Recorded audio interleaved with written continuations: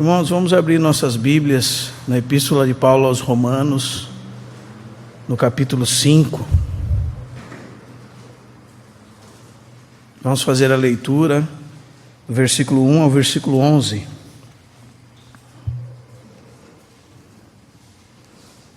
Romanos 5, do 1 ao 11.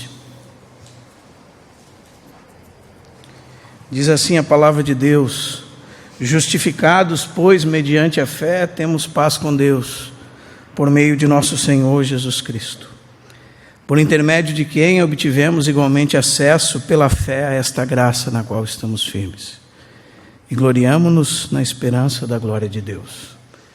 E não somente isto, mas também nos gloriamos nas próprias tribulações, sabendo que a tribulação produz perseverança, e a perseverança, experiência, e a experiência, esperança. Ora, a esperança não confunde, porque o amor de Deus é derramado em nosso coração pelo Espírito Santo que nos foi outorgado.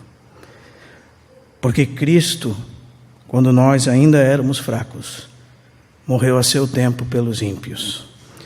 Dificilmente alguém morreria por um justo, pois poderá ser que pelo bom alguém se anime a morrer.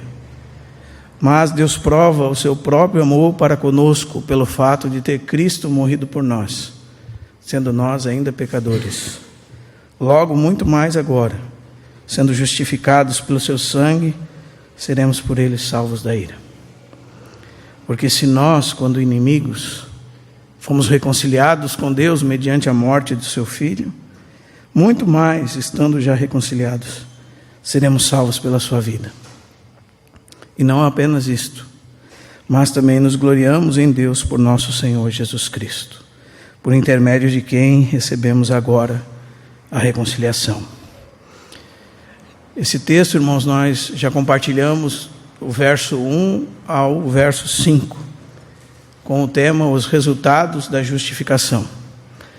E nós vimos que, por sermos justificados, nós temos paz com Deus. Isso é um estado diante de Deus, como diz o verso 1.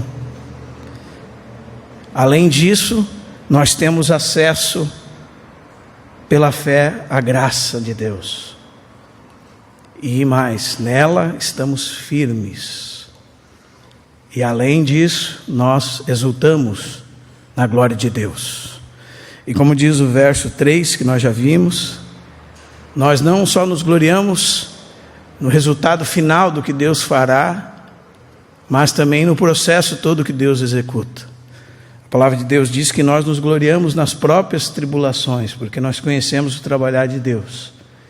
E nós conhecemos que a tribulação produz perseverança. E a perseverança nos produz um caráter provado, ou experiência. E a experiência produz esperança. E a nossa esperança é uma esperança que é testificada pelo Espírito Santo. E essa esperança não confunde, porque o amor de Deus foi derramado em nosso coração. É derramado em nosso coração, continuamente, pelo Espírito Santo que nos foi outorgado. Mas agora Paulo, irmãos, vai mostrar que a base de tudo isto, e é isso que nós vamos falar hoje, é essa linda história de amor entre Deus e a humanidade. E é isso que nós vamos ver do capítulo 5, versos 6 ao 11. Uma maravilhosa história de amor. A base que Paulo nos revela aqui, amém? Ou seja, que o princípio da nossa salvação está ligado totalmente, inteiramente ao amor de Deus. Não há nada que possa nos dar mais segurança, mais certeza da nossa salvação do que o grande amor de Deus. A Escritura nos revela que Deus é amor, não é? Como diz em 1 de João, capítulo 4, versículo 8, capítulo 4, versículo 10. Não é um sentimento, mas é a própria substância do Deus que servimos. Amém? E segundo esse texto e alguns outros da Bíblia, esse amor maravilhoso de Deus tem algumas características. Primeiro, ele é um amor divino. É algo que vai muito além do natural. Algo que vai muito além do comum. Amém? Os irmãos creem nisso? Muito além do humano, irmãos. O verso 7 nos demonstra isso claramente. Depois, o amor de Deus por nós é abnegado, ou seja, Jesus não fez nada para si mesmo, Ele fez por nós. É isso que esse texto nos revela. Ele fez para o nosso benefício, como revela Marcos 10, 45. Que Cristo veio para morrer por pecadores, para benefício dos pecadores. Em terceiro lugar, esse amor de Deus é doador. Ele deu o seu filho, o seu único filho. Deus o entregou. Em quarto lugar, esse amor é um amor efetivo. Ele faz algo. Não é como muitas vezes nós vemos pessoas dizerem que amam, mas que não demonstram com atitudes esse amor. Deus demonstrou o seu amor para conosco. O amor de Deus foi revelado de forma efetiva, eficaz. Ele morreu para nos salvar. E depois também é ilimitado, ou seja, não chega até certo ponto.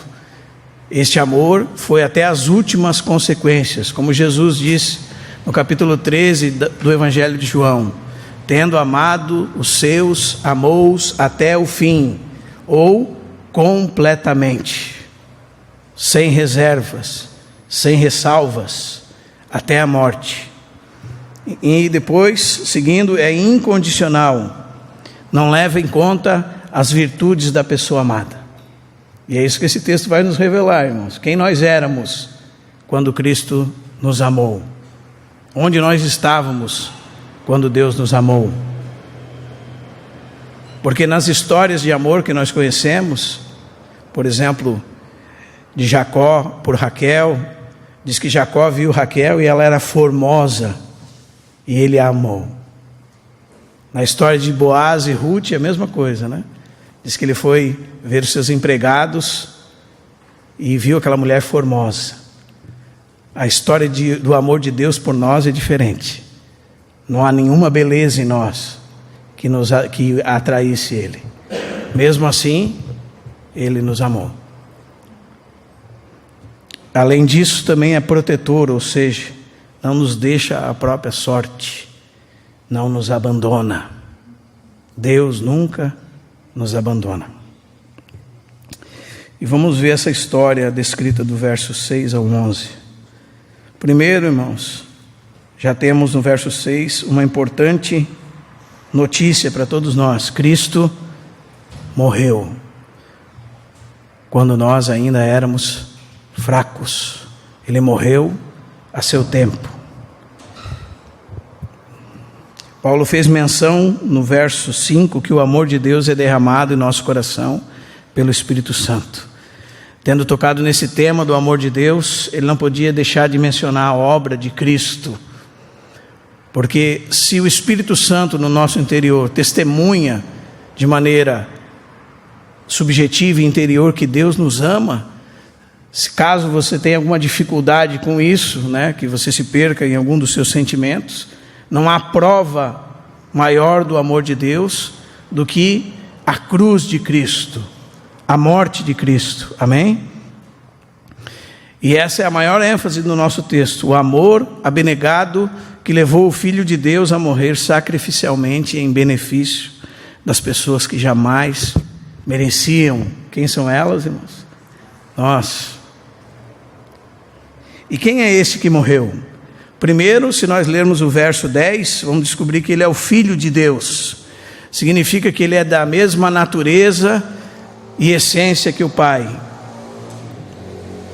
Ele é coeterno, coigual e consubstancial com o Pai. Ele é o Filho unigênito de Deus.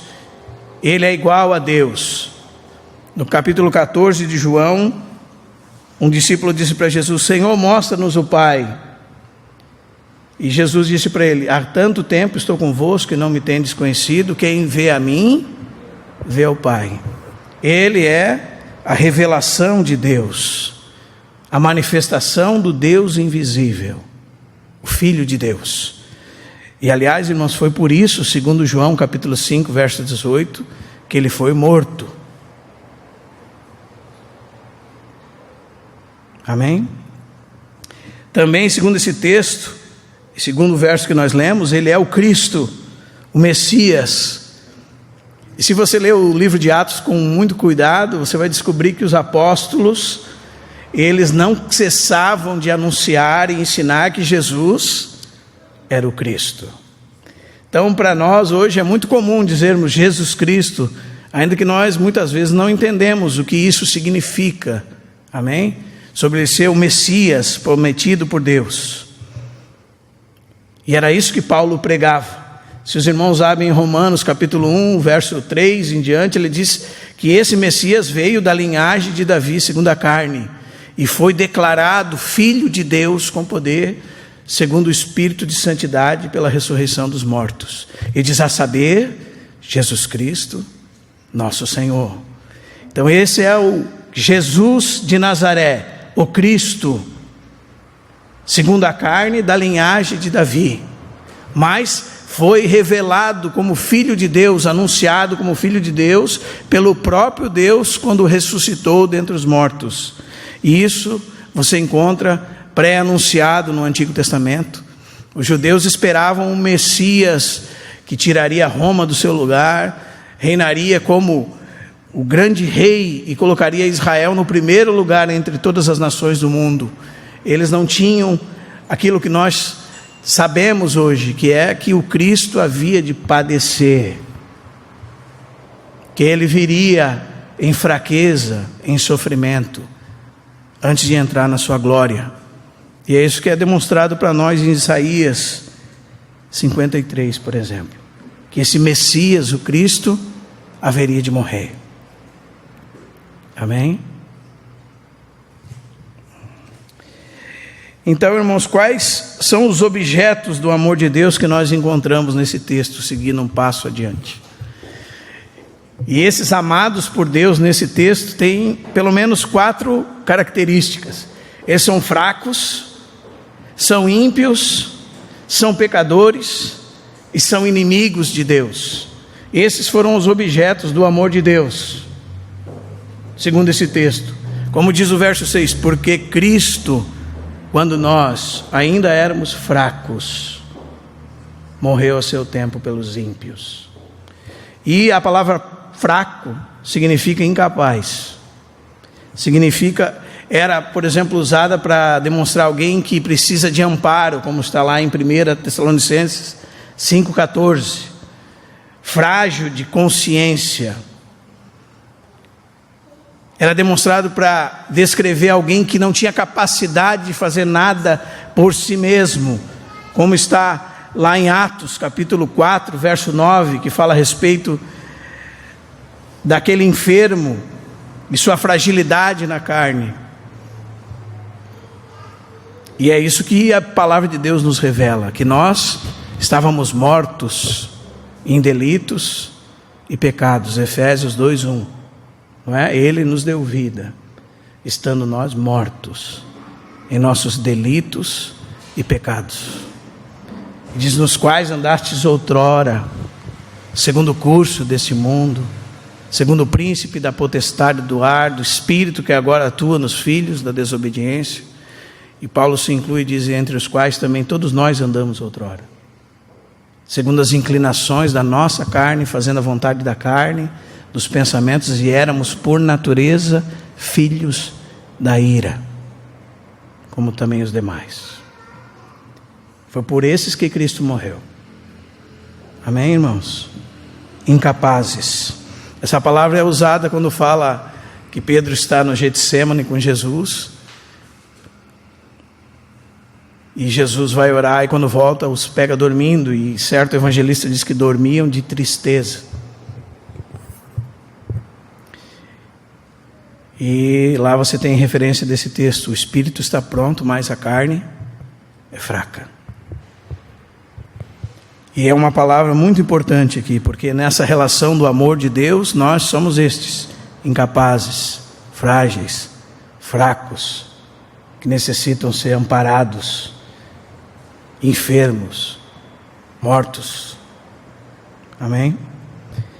A ênfase de Paulo é exatamente essa incapacidade que tínhamos de fazer algo por nós mesmos. Os irmãos percebem, irmão, para quem é o Evangelho de Jesus Cristo?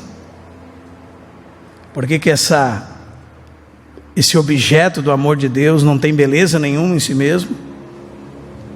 Que não tem capacidade nenhuma de responder a Deus, estando morto, estando separado de Deus, odiando a Deus. E ele segue dando uma segunda característica desse objeto do amor de Deus. No mesmo versículo ele diz: Cristo morreu a seu tempo pelos ímpios. Essa palavra significa falta de reverência, de temor de Deus. Aqueles que são condenáveis, homens que são condenados. Como fala o Romanos capítulo 1, verso 18, que a ira de Deus se revela do céu contra toda impiedade e perversão dos homens que detêm a verdade pela injustiça. Ele fala que o que de Deus se pode conhecer é manifesto entre eles. Fala que Deus se revelou. Deus se revelou nos seus atributos invisíveis, seu eterno poder e a sua divindade claramente se reconhecem desde o princípio do mundo, sendo percebidos por meio das coisas que foram criadas. E tais homens são, por isso, indesculpáveis. São ímpios. E é dessa maneira que eles impedem a verdade de Deus. A ira de Deus se revela do céu contra toda impiedade e perversão dos homens, que detêm a verdade pela injustiça. E esses somos nós, irmãos. Éramos nós, sem Cristo. E foi por esses que Cristo morreu. Amém? E o verso 8 nos diz que, além de tudo, nós éramos frágeis, ímpios, pecadores, né? Mas Deus prova o seu próprio amor para conosco pelo fato de ter Cristo morrido por nós, sendo nós ainda pecadores. Ou é aquele que é dedicado ao pecado, que está na prática do pecado, que porta o pecado. É aquele que se tornou aquilo que faz. Efésios 5 chama isso da mancha do pecado, né? Quando você é titulado por aquilo que você pratica. Você se prostitui, então você se torna um prostituto. Você rouba, então você se torna um ladrão. Você trai, então você se torna um traidor. E essa é a ideia desse texto aqui. Você é aquilo que você faz, constituído por aquilo que você faz. E foi nesse tempo que Cristo morreu por você e por mim, que Cristo morreu por nós. Amém? E mais, o verso 10 diz que nós éramos inimigos de Deus. Nós estávamos em oposição a Deus. Se nós sairmos pela rua, irmãos, para várias pessoas, perguntarmos para várias pessoas que vão para o inferno, se elas odeiam a Deus, elas vão dizer que não. Mas a verdade é que elas odeiam a Deus. Deus é a pedra do sapato delas. Deus está sempre presente, lembrando sua existência. E se eles pudessem, eles dariam cabo de Deus. São inimigos de Deus. Talvez os homens que nós vamos perguntar tenham um Deus um tanto diferente do que o Deus da Bíblia. Se eles verdadeiramente conhecessem o Deus da Bíblia, logo descobririam como são inimigos de Deus.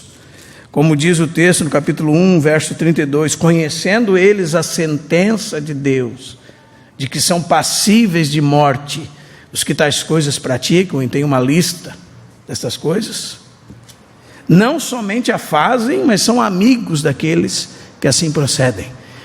Deus é a pedra no sapato deles. E assim nós éramos, irmãos. Nós éramos inimigos de Deus, como fala Efésios 4,17, por causa das nossas obras malignas. Amém? Esses são os objetos do amor de Deus.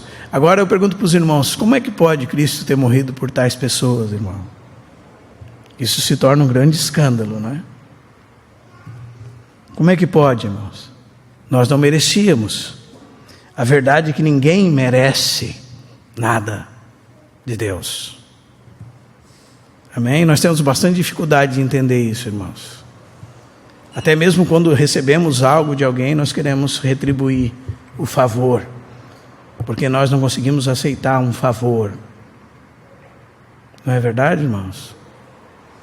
E é por isso que muitas pessoas entendem errado o Evangelho. Em algum momento das suas vidas é como se olhassem para Deus e dissessem: Senhor, a partir de agora para frente, pode deixar comigo que eu dou conta. Não é? E não é isso que a Bíblia diz, irmãos. A Bíblia diz que toda a nossa suficiência, 2 Coríntios 3,5, vem de Deus.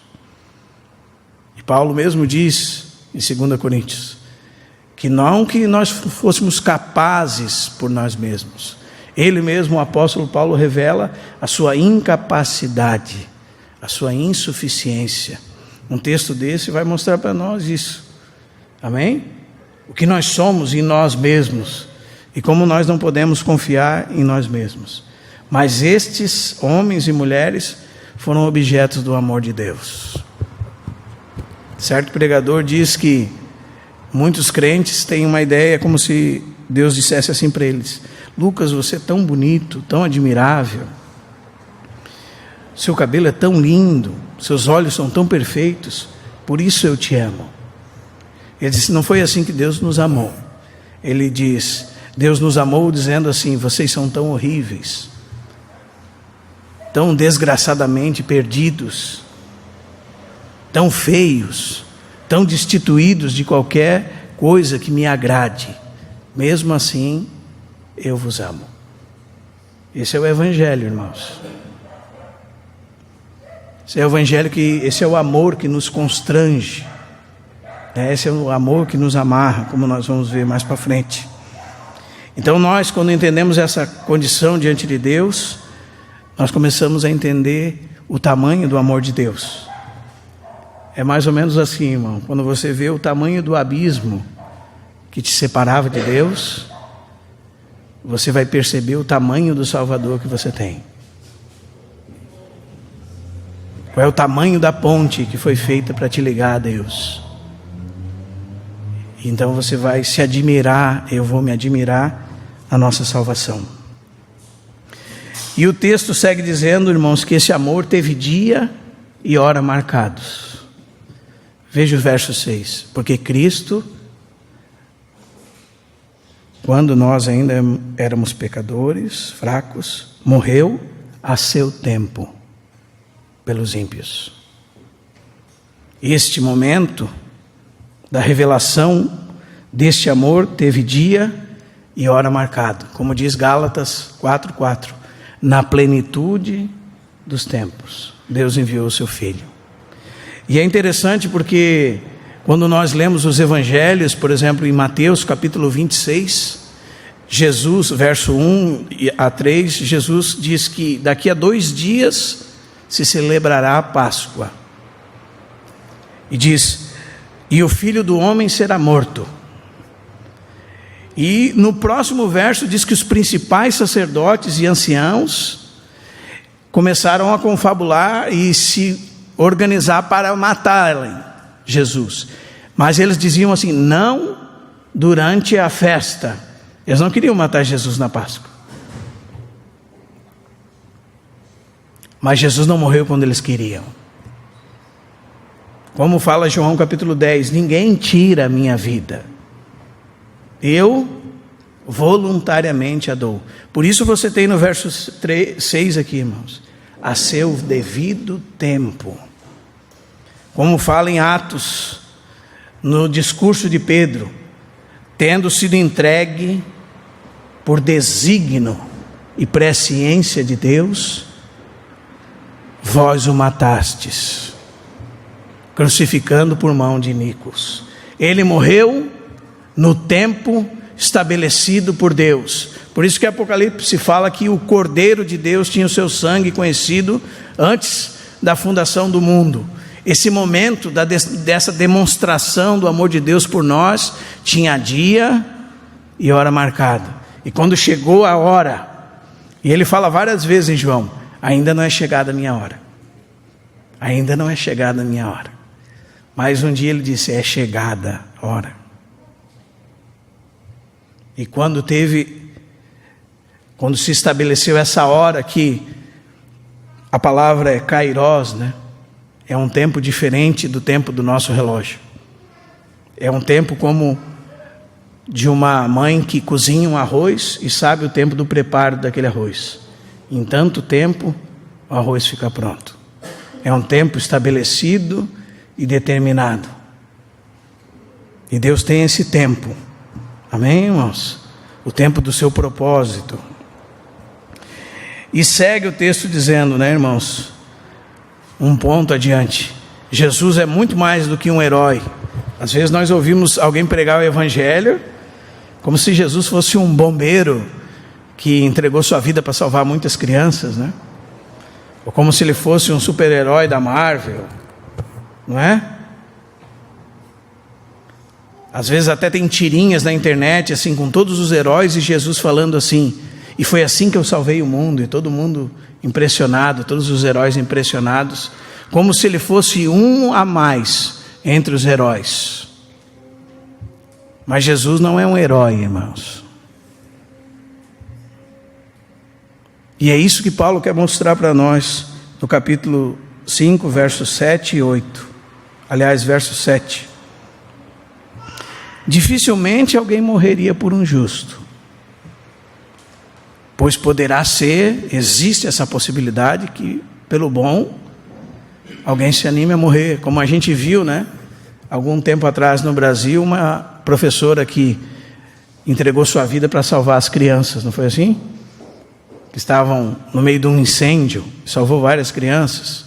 Ou um bombeiro que se lança no fogo para salvar um bebê. Isso acontece, é o que Paulo está dizendo, mas não é normal. É uma coisa que acontece de vez em quando. É uma coisa que você não vê sempre. Dificilmente alguém morre por um justo, não é? É isso que está dizendo o verso 7. Mas poderá ser que pelo bom alguém se anime a morrer. O que contrasta com o que dizemos até agora, irmãos. Não é? Jesus não morreu por alguém bom. Jesus não se entregou por um justo. Já é difícil que alguém morra por um justo. Impossível alguém entregar sua vida por um perverso, um pervertido, um maligno. Por alguém que está, por exemplo, um homicida de muitos assassinatos, que está cumprindo sua pena numa cadeia. Quem vai se voluntariar a entregar a vida por ele? É isso que Paulo está dizendo no verso 7. É difícil que alguém morra por um justo, mas pode ser que isso aconteça. Amém? E segue o texto dizendo, verso 8, um ponto adiante: a cruz é a maior prova que nós podemos ter do amor de Deus. Diz o texto: Deus prova o seu próprio amor para conosco, pelo fato de ter Cristo morrido por nós, sendo nós ainda pecadores. A cruz é um ato único de Deus, onde Ele provou a todos o seu amor. Deus não tem mais nada para provar a ninguém, irmãos. Quando você disser assim: eu acho que Deus nem se importa comigo, então daí você lê os evangelhos e você vai andando por eles até parar aos pés da cruz, e lá você tem a prova do amor de Deus, a revelação dessa história de amor. A palavra de Deus diz em João 3,16 que Ele entregou o seu próprio Filho. É um texto que talvez nós vamos entender com mais clareza na eternidade, né? Que Deus amou o mundo de tal maneira, essa tal maneira, dificilmente nós iremos entender enquanto habitarmos por aqui, que deu o seu Filho unigênito. Amém, irmãos? Para que todo aquele que nele crê não pereça. E João, aliás, Romanos 8,32, ele diz assim: aquele que não poupou o seu próprio Filho, foi isso que ele nos deu, foi assim que ele provou o seu amor. Ou seja, Paulo está dizendo que esse momento onde Cristo morreu tem evidências suficientes para que o homem saiba que Deus lhe ama. Se alguém tem dúvida do amor de Deus, leia o que Cristo fez na cruz do Calvário. Então, irmãos, ainda que nós tenhamos os nossos sentimentos interiores conturbados e não percebamos esse amor que foi derramado pelo Espírito Santo, como diz o verso 5, a cruz revela esse amor. Todas as vezes que nós olharmos para ela, se nós queremos ver o amor de Deus, o que fazemos? Vamos à cruz. Temos que olhar para a cruz. Temos que, com a ajuda do Espírito Santo, estudar tudo relacionado a ela. Entender qual foi a obra de Cristo, o que Ele fez nesse lugar. E que a cruz é a maior expressão desse amor. Será que nós queremos verdadeiramente conhecer o amor de Deus? Então nós vamos nos dedicar a isso. Conhecer a pessoa de Cristo Jesus e sua obra. E o ápice dessa obra, o objetivo da sua vida na terra. Diz que por causa da alegria que lhe estava proposta, ele suportou a cruz. E não fez caso da vergonha pública. Tudo aquilo que ele sofreu, como nós cantamos. Os espinhos, os cravos, a lança que atravessou o seu lado. Tudo isso revela o amor de Deus por nós. Em muitos aspectos. A palavra de Deus diz, por exemplo, que ele provou a morte por todo homem. Amém, irmãos?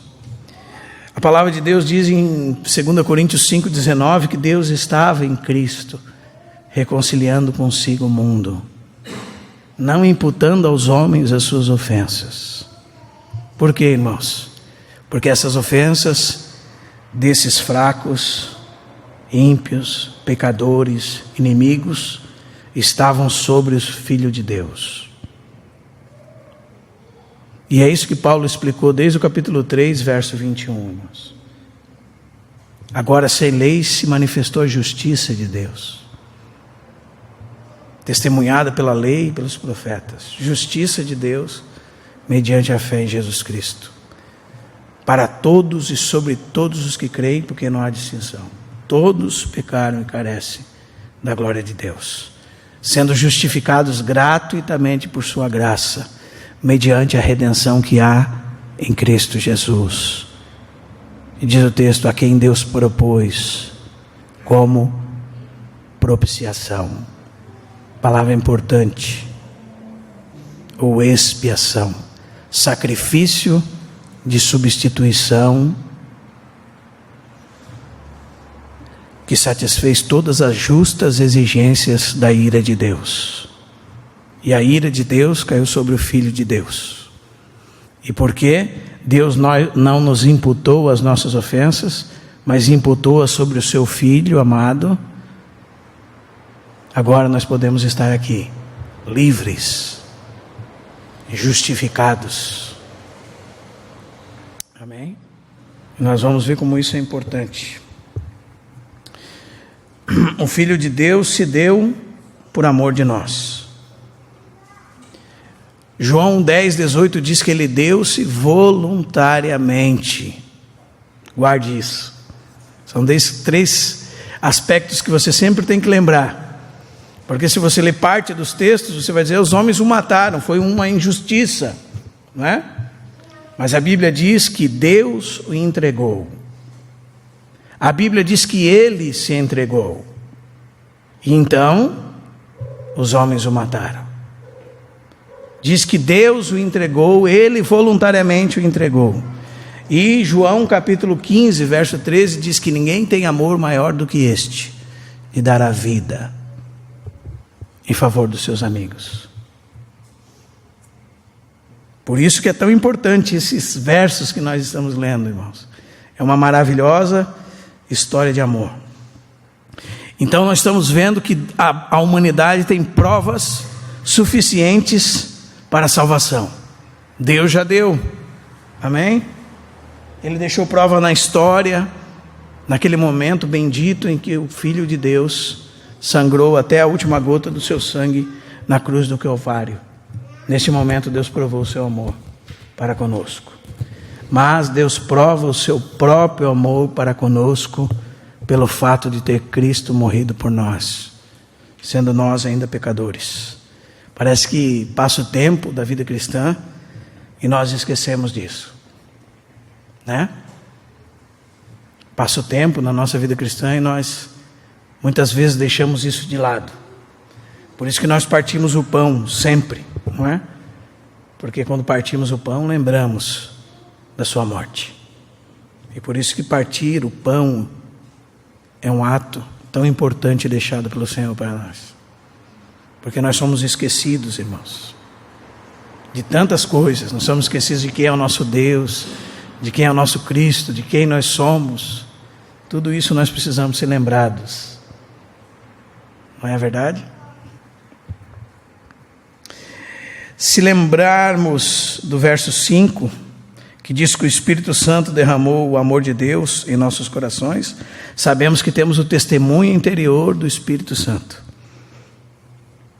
Porém, durante muitas circunstâncias, nós nos perdemos em nossas emoções e perdemos de vista isso.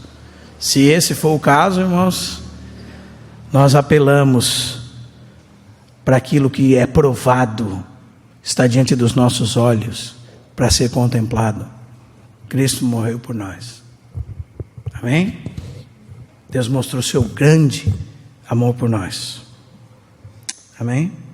Então, seguindo adiante, a partir do verso 9, nós temos mais alguns resultados da justificação. Já vimos alguns: paz com Deus, acesso à graça, pés firmes sobre a graça, exultarmos na glória de Deus, conhecermos todos os procedimentos de Deus em nos trabalhar através das tribulações, termos o amor de Deus derramado em nosso coração, termos essa linda história e muito mais que isso. Diz logo, verso 9, muito mais agora, sendo justificados pelo seu sangue, seremos por ele salvos da ira. Isso significa que nosso resultado final está garantido. Então, alguns irmãos já vão se levantar dizendo assim: eu até creio, irmão, que Jesus morreu pelos meus pecados, mas e os pecados que eu cometo agora? Irmão e irmã, Jesus, quando morreu, você nem existia. E Ele morreu por todos os seus pecados. E todos eles estavam no futuro. Não haviam acontecido ainda. Todos eles. Todos os que você fez antes de ser crente, e o que você faz agora, e o que você fará, estavam sobre o Filho de Deus. Amém? E se nós fomos justificados pelo seu sangue, nós seremos por ele salvos da ira. E esse é o dia da ira. Amém? Do qual nós estamos livres. Veja que segurança nós temos. O Senhor não nos perderá. Ah, irmão, mas então se é assim, então a partir de agora eu vou fazer tudo o que eu quiser, e daí no final da minha vida eu volto, e daí faço uma oração lá e vou para o céu do mesmo jeito. Não, irmão, se você pensa assim, você não é um cristão. A palavra de Deus diz em João 10 que as minhas ovelhas ouvem a minha voz. não seguem voz de estranhos. Eu lhes dou a vida eterna, jamais perecerão, e ninguém pode as arrebatar da minha mão. Não esqueça desse detalhe: as minhas ovelhas ouvem a minha voz. E a voz de Deus nunca disse que nós poderíamos sair por aí pecando. É só você ler 1 Tessalonicenses capítulo 4. Esta é a vontade de Deus, a vossa santificação, e que vos abstenhais da prostituição, e cada um saiba possuir o seu próprio corpo em santificação e honra. É assim. Essa é a vontade de Deus, boa, agradável e perfeita. Então, se nós somos filhos de Deus, nós estamos garantidos. Isso nos alegra de tal maneira, irmãos, como diz 2 Coríntios 5,14, o amor de Cristo nos constrange, sabendo nós isto, que um morreu por todos, para os que vivem não vivam mais para si mesmos, mas por aquele que por eles morreu e ressuscitou. Então, é muito diferente num salvo. Então, este argumento, ele é muito falacioso. Nós podemos ter certeza que Cristo nos tem, como diz Isaías, o seu nome e o meu gravado nas suas mãos. E nós jamais pereceremos. Que grande amor Deus tem por nós. Nós fomos salvos da ira vindoura. É só você ler João capítulo 3, e diz que aquele que crê está salvo, aquele que não crê está condenado, e sobre ele se mantém ou permanece a ira de Deus. Isso está lá em João capítulo 3, verso 33. Por isso quem crê no Filho tem a vida eterna. O que todavia se mantém rebelde contra o Filho de Deus não verá a vida, mas sobre ele permanece a ira de Deus. Essa ira que Paulo diz que se revela do céu contra toda a impiedade e perversão dos homens. Agora nós, irmãos, não estamos mais sob a ira de Deus. A ira de Deus que cairia sobre nós, caiu sobre o Filho de Deus. Por isso nós fomos salvos da ira vindoura. Amém? 1 Tessalonicenses 1,10 diz que os tessalonicenses se converteram dos ídolos a Deus. E diz o verso 10, para guardar do céu a seu Filho, que nos livra da ira vindoura. Jesus Cristo. Amém? Então, se nós somos justificados pela morte de Cristo, muito mais seremos por Ele salvos da ira. Mas não somente isso, irmãos, mais que isso. Verso 10.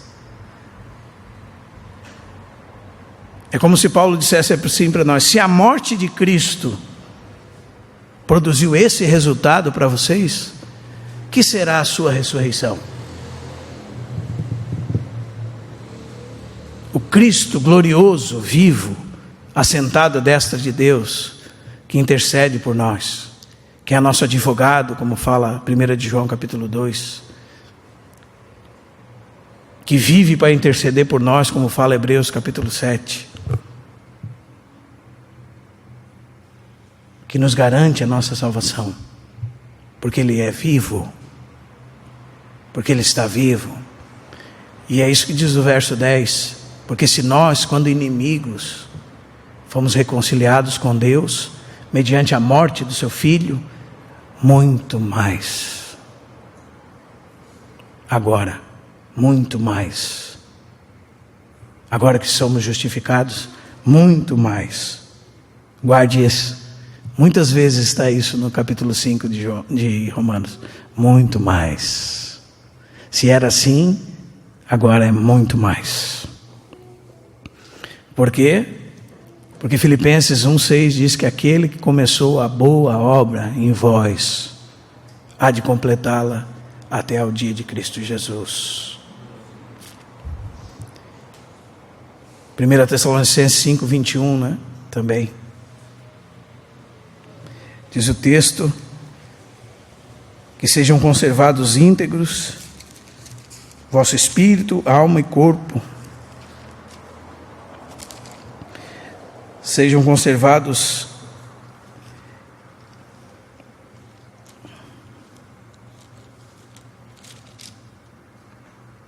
onde é que está, irmãos?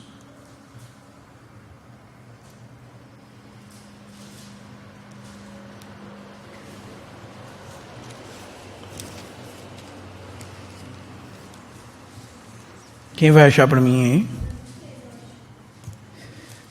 O mesmo Deus da paz, 5:23, vos santifique completamente, e o vosso espírito, alma e corpo sejam conservados íntegros e irrepreensíveis para a vinda de nosso Senhor Jesus Cristo. Verso 24, fiel é o que vos chama, o qual...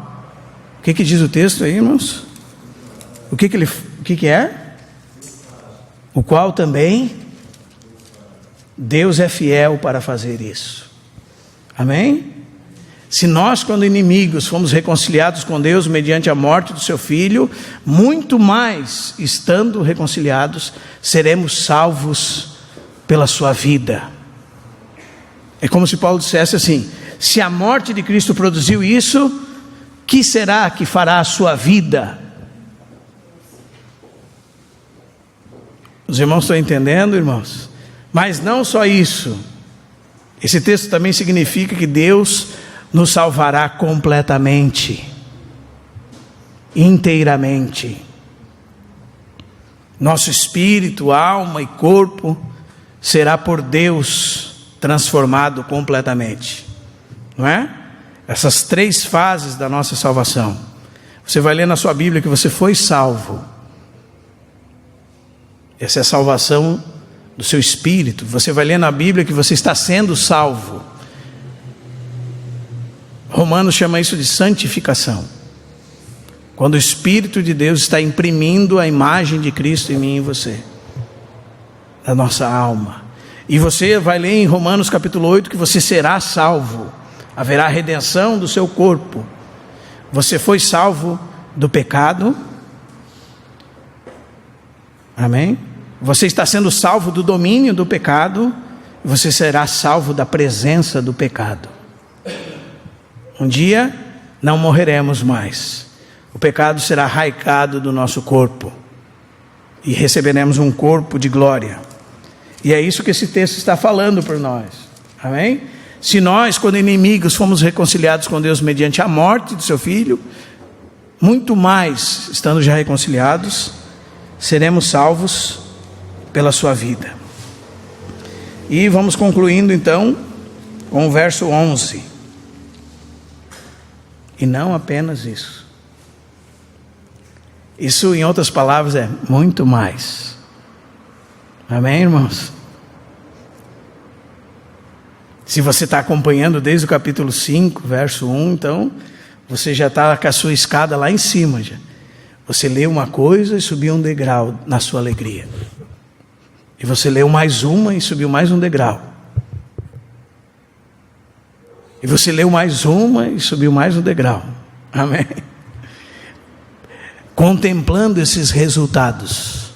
E você leu mais uma e subiu mais um degrau. E leu mais uma e subiu mais um degrau. E quando você pensa que acabou, Paulo diz: muito mais.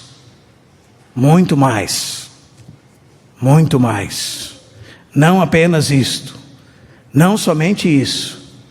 Lembre, irmão, paz com Deus. Não somente isso. Acesso à graça de Deus. A fonte inesgotável da graça de Deus. Não somente isso, nela você está com seus pés firmes. Não somente isso, você exulta em Deus, na glória de Deus. Não somente isso, você se gloria nas próprias tribulações. Amém? Não somente isso, O amor de Deus foi derramado nos nossos corações pelo Espírito Santo. Não somente isso. Quando Cristo morreu na cruz, aquele ato perfeito de Deus, com dia e hora marcada, provam que Deus nos ama. Não somente isso, seremos salvos da ira. Não somente isso, seremos salvos completamente pela sua vida.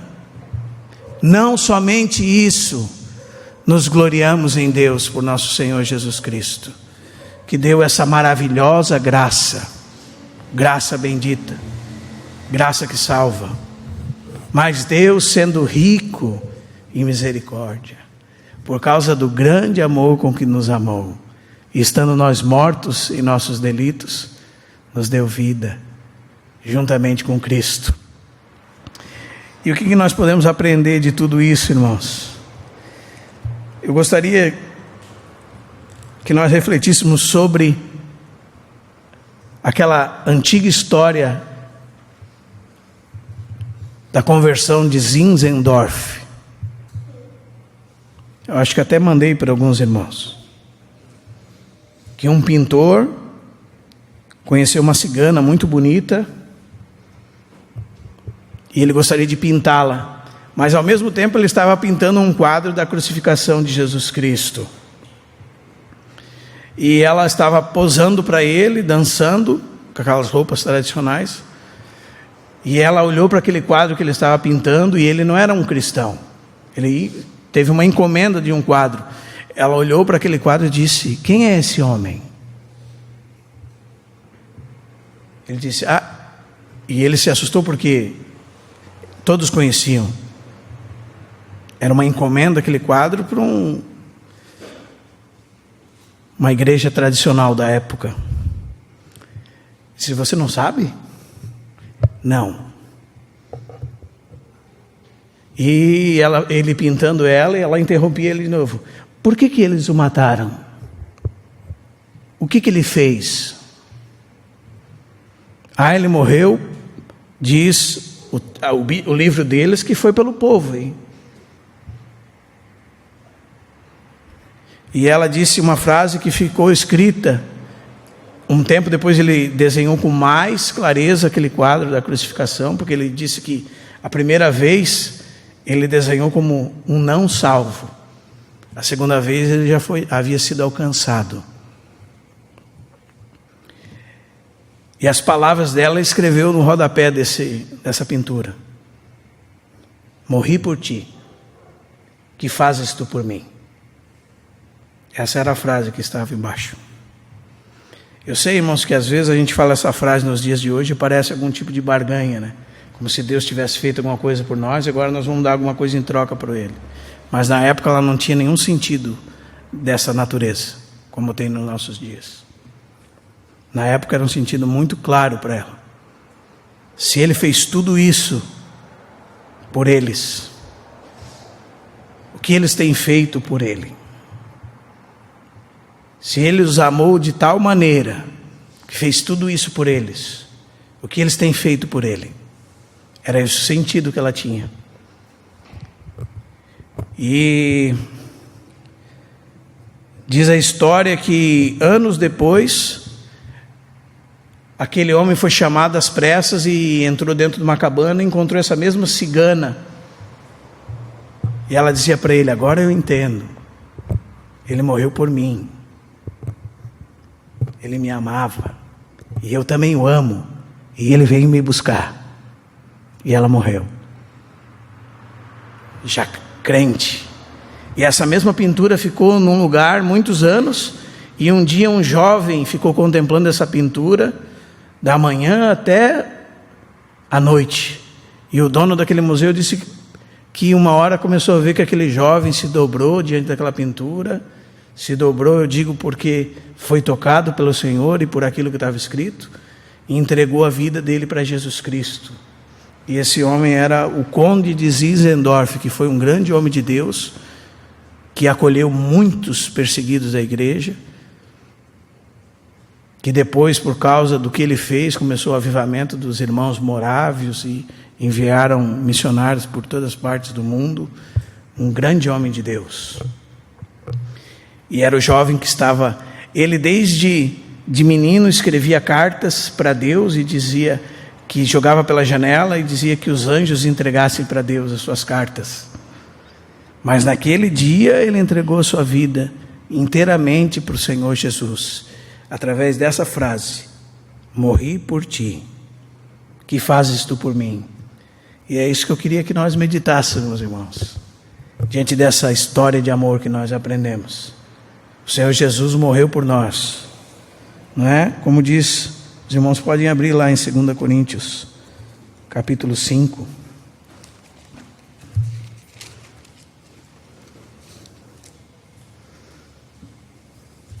Sem dúvida nenhuma, esse versículo, ele descreve exatamente esta frase. Ou seja, hoje, irmãos, é tempo de nós reafirmarmos o nosso compromisso com Cristo. E nós darmos resposta a Deus, disso que Deus fez por nós. Amém? Porque é isso que o amor de Cristo faz conosco. Ele não nos deixa ir. Ele não nos larga nunca. Ele não nos abandona. Como diz aquele hino, né? Amor que não nos larga nunca. Minha alma achou descanso em ti. Desejo dar-te a minha vida, a ti de quem a recebi, e só por ti viver. 2 Coríntios 5, 14. Pois o amor de Cristo nos constrange. E essa palavra significa nos amarra, nos envolve com cordas, não nos deixa saída, ou como o hino diz, não nos deixa ir. Julgando nós isto, e aqui está a morte do nosso Senhor Jesus Cristo. Um morreu por todos. Amém, irmão? Ele morreu por causa dos nossos pecados. Naquele ato, Deus provou o seu grande amor para conosco. Isso tinha um objetivo. O objetivo era, logo, né, todos morreram. E diz o texto, ele morreu por todos, verso 15. Aqui está o objetivo, para que os que vivam, leia a sua Bíblia, irmão.